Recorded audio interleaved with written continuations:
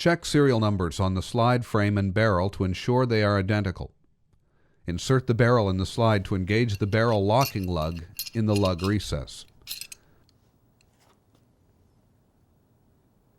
Position the main spring and guide in the slide.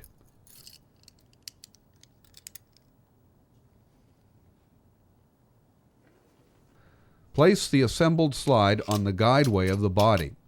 Push the slide fully to the rear and secure it with the safety catch. Insert the slide locking lever in the axis hole on the pistol body and push it until it locks into position. Ensure the rear of the slide locking lever is down.